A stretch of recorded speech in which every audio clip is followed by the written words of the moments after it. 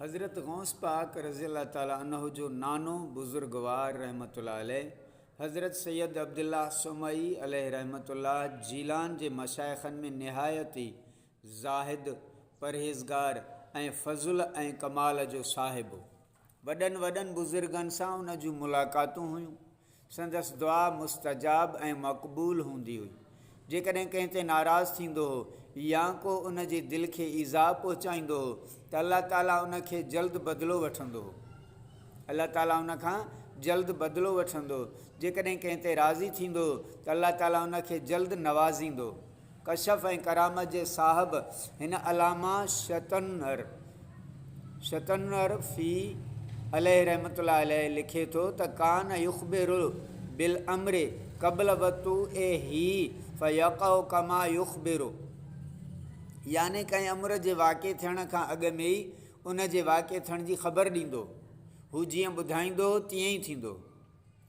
हज़रत शेख कज़वीनी अलैह रहमतुल्लाह अलैह फ़रमायो त असांजा बाज़ दोस्त हिकु काफ़िले सां गॾु समरकंद जी तरफ़ वापार लाइ वियल हुआ।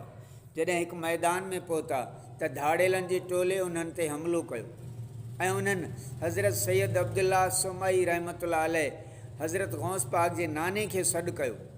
पोइ उन्हनि खे ॾिसण में आयो त हज़रत साहिबु उन्हनि जे विच में बीठो आहे ऐं बुलंद आवाज़ सां तस्बीह पढ़ी रहियो आहे। सुबूहुन क़ुद्दूसुन रब्बुना व रब्बुल मलाइकते वर्रूह, ऐं चवे थो ऐं घोड़े सवारो असांखां परे थियो। इन आवाज़ ॿुधणु शर्त धाड़ेल भॼी विया, के जबलनि ते वञी चढ़िया, के झंगल ॾे हलिया विया। काफ़िले वारनि इहो आवाज़ु सुञातो ऐं हज़रत साहिब खे ॻोल्हण लॻा, मगर पाण उन्हनि जी अखियुनि खां ग़ाइब थी विया।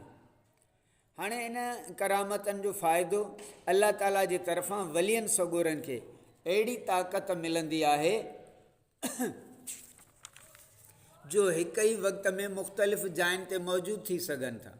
इमाम याफ़ई रहमतुल्लाह अलैह फ़रमायो अल वलियु इज़ा तहक़क़ फ़ी विलायतिही व तमक्कन मिन तसर्रुफ़े फ़ी रूहानियतिही युअता लहू मिनल कुदरते फ़ित तसव्वुर फ़िस्सूरिन अदीदतिन फ़ी वक़्तिन वाहिदिन फ़ी जिहातिन मुतअद्दिदतिन अला हुक्म इरादतिही, यानी वली जंहिं वक़्तु पंहिंजी विलायत में साबित क़दम रहंदो आहे त अल्लाह ताला जे तरफ़ां उन्हनि खे हिक ई वक़्त में मुख़्तलिफ़ सूरतुनि में मुख़्तलिफ़ जायुनि ते उन जे इरादे मुआफ़िक़ तसरुफ़ करण जी ताक़त मिलंदी आहे।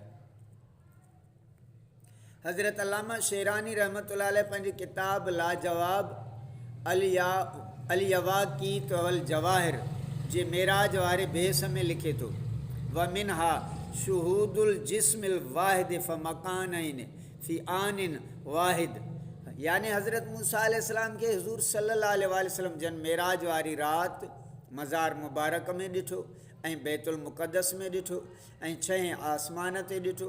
इन मां साबित थियो त हिकु जिस्म हिक ई वक़्त में ॿिनि जायुनि ते हाज़िर थी सघे थो।